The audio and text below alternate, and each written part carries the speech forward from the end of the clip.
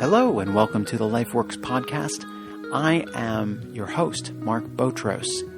In today's episode, I want to talk about the toughest thing I've ever done as a parent. One of the things I dread is seeing my children suffer in any way. Several years ago, I was out walking with my kids, and at the time, my then 4-year-old was running far ahead of us, and my 2-year-old lagged behind. The younger one was approaching a hole in the ground, and I clearly saw that she was about to step in it, trip, fall, and cry. I was tempted to redirect her away from it, but I resisted my temptation to see what she would do. She did exactly as I predicted. It was an awful feeling to knowingly allow my child to suffer pain. I comforted her, of course, but I put her down near the hole again to see what she would do. Sure enough, she saw it and walked right by it.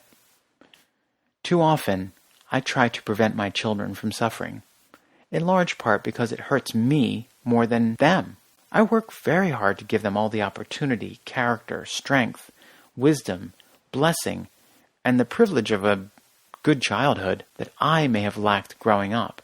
I think that when I see my child suffer, I feel that I failed them in some way, that I didn't meet a need at just the right time. But the ironic thing is that suffering, as unattractive as it is the one teacher that seems to show up consistently in our lives and has the potential to teach us the best life lessons. If I look at my own life, did I become who I am today from frequent success? Absolutely not.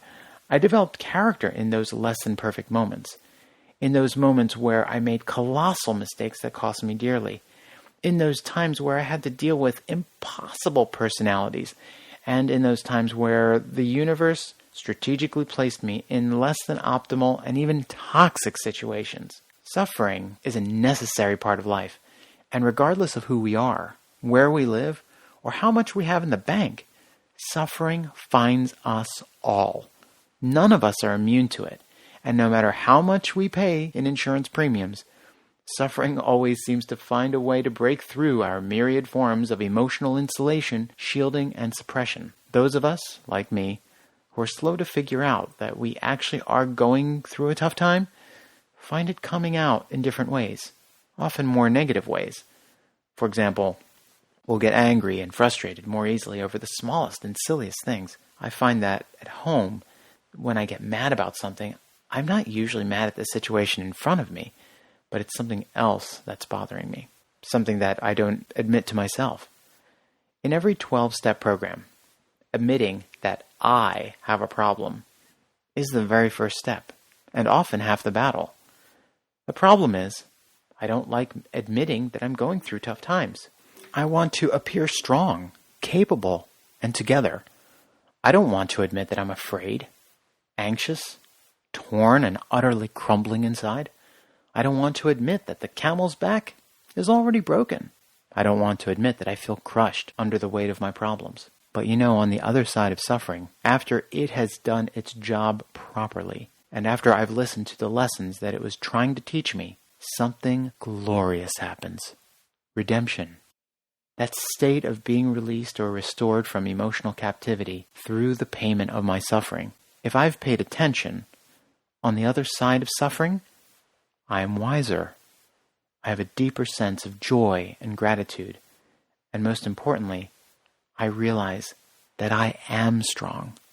I am capable.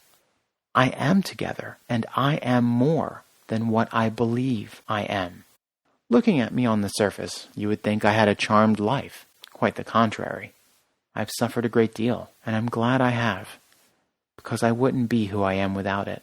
This is the challenge I have with my children, or anyone else that I seek to help. I would give advice to people to prevent them from making obvious mistakes. But often they would ignore my advice, make the mistake anyway, and come back and say, "You were right, Mark. I shouldn't have done that." While I feel gratified to know I was right, what I repeatedly learn in those situations is that people often need to suffer to learn for themselves. So, as a parent, I find it's okay to occasionally let your kids trip over their own proverbial holes. They'll be more careful next time. And that is the point, or at least one of the many points, of suffering. If you enjoyed this podcast, please subscribe or sign up for my free updates at my website at markabotros.com, and you'll never miss a post or an episode. And if you think that someone will benefit from this, please share with them. Please comment on it in social media and or connect with me personally. I would love to hear from you.